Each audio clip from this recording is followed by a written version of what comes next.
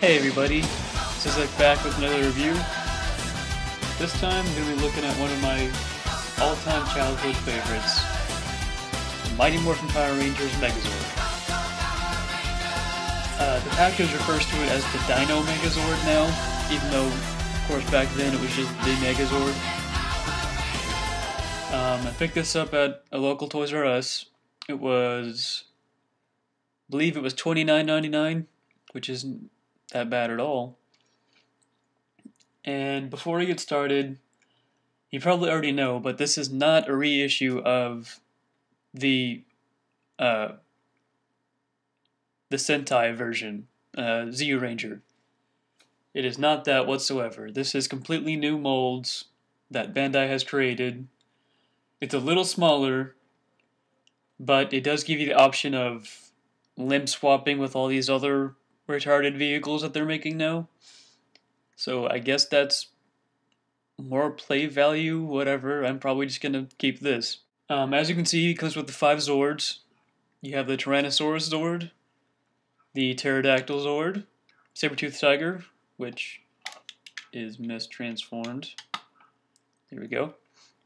Triceratops Zord, and the instructions still refer to this as the Mammoth Zord, even though we all know it's Mastodon, but whatever. The only accessories it includes are the 2 guns that make up the pterodactyl's feet and will be the cannons on the tank mode, and of course the Power Sword, which is just gray soft PVC.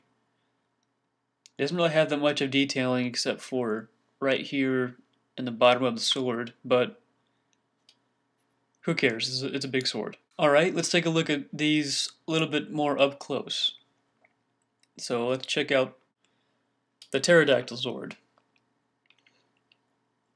And I should point out right now that all of these come completely bare plastic. None of them have stickers except for the Mastodon. I guess in an attempt to be even more lazy, and I guess try and make you think it's retro, they include a sticker sheet and make you put on all the stickers. I did my best to put on these stickers like they're supposed to be, but I messed up on a couple of things. But anyways, here's the Pterodactyl Zord. I know my light is really bright, but it's probably going to be needed. There we go. The head is just white with a few red paint applications to give it the eyes and those red lines. A cool thing, this sticker right here is actually shiny. You can see my reflection of my finger on the sticker. It's not just white like I think it used to be, or silver. There's no paint whatsoever on the wings, like there used to be just 3 black lines, but that's gone now. Yeah, you can't really say much about this. The cannons make feet for it which don't move, they just clip on. And the backside has a little bit more detailing inside, but it's nothing spectacular. As far as articulation goes, you can flap the wings a little bit, and the head moves. Yeah, that's about all I can do. Here's the Triceratops Zord. It was never anything spectacular on the old one too, but it's definitely not any better this time. I do like all the sticker applications on this. It kind of makes it a little bit more interesting to look at, but not much. You still got that logo on the forehead. Its tail is still the laser, still these big laser cannons, I guess. But something they did which really annoys the heck out of me, and I don't understand why they did it. See these wheels? They're not wheels, they're molded in to look like wheels. Why would they even do that? If they're not going to add real wheels to it, don't even bother to make it look like you added fake wheels. That makes no sense to me whatsoever. But yeah, none of the Saber-Toothed Tiger or the Triceratops Zord does not roll like the old one did, which is really, really stupid. Yeah, articulation is that due to transformation, and his tail can go up and down. That's it for this guy. Now we're going to check out the Saber-Toothed Tiger.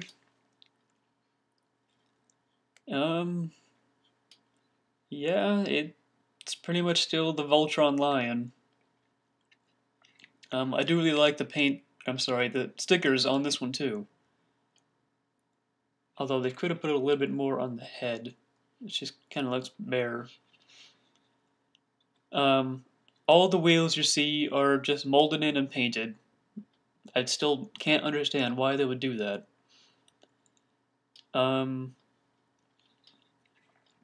Yeah. That's really it.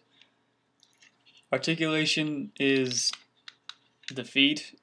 The whole leg can move at once. There's no other articulation here. They don't bend at the elbow or anything. The head can go up and down. These back feet can go forward a little bit, but that's just due to the transformation. They don't pose any other way. And of course the tail can go up and down. And for a retarded reason on Bandai's part, you can, yeah, both fangs are independently posable.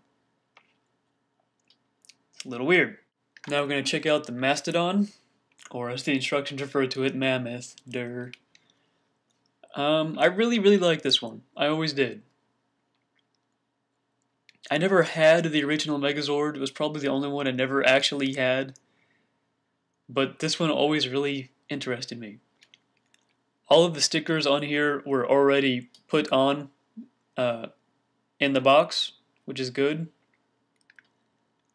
I still like him. He's big, he's beefy, and he still has no butt. It's just open.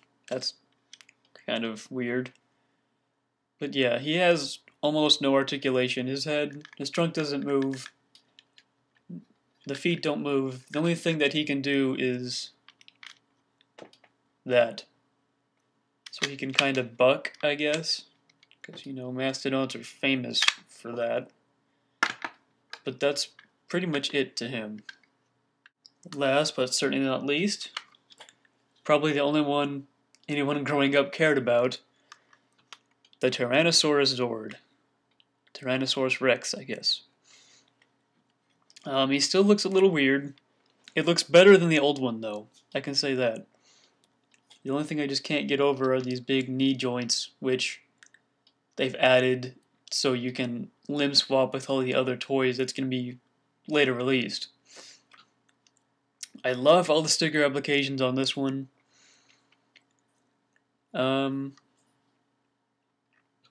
Yeah. I really love this too. Probably can't make it out too well in the video, but he has each individual tooth is separated and painted. So he has all these really nice looking teeth. I love it, I love it, I love it.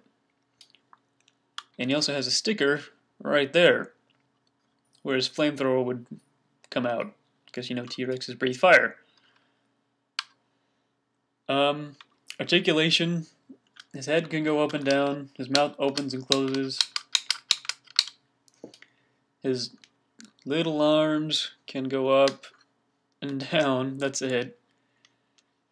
His legs can go back to there. They can't go back any further. So they lock in 3 different positions, and his knees also lock in 3 different positions. And his ankles, his feet can go up and down. That's pretty much it for him. Alright, this is it for part 1. Part 2 is going to have the combination to Tank and Megazord. Stay tuned for that.